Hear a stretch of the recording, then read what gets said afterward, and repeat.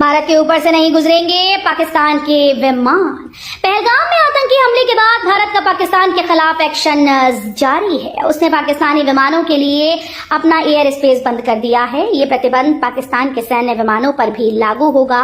गुरुवार रात 12 बजे से इस आदेश को लागू कर दिया जाएगा। इससे पहले पाकिस्तान ने भारतीय विमानों के लिए अपना एयर स्पेस बंद कर दिया था।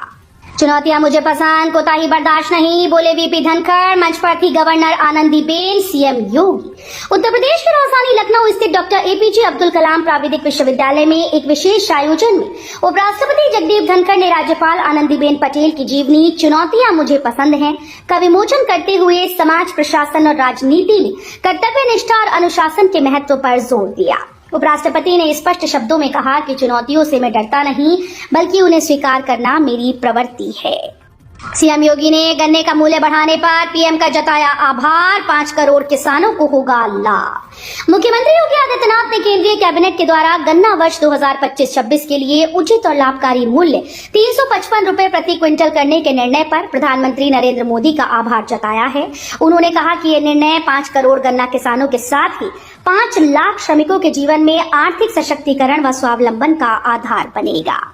अब यूजीसी नेट के स्कोर पर पीएचडी में होगा दाखिला।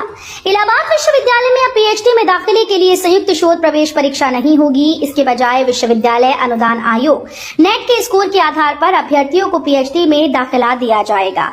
ये निर्णय सीनेट हॉल में कुलपति प्रोफेसर संगीता श्रीवास्तव की अध्यक्षता में हुई कार्य परिषद की बैठक में लिया गया।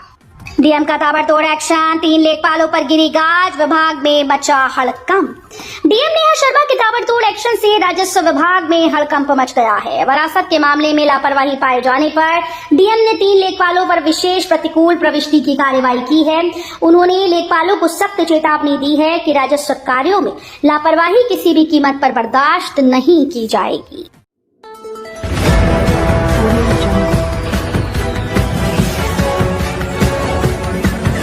Audio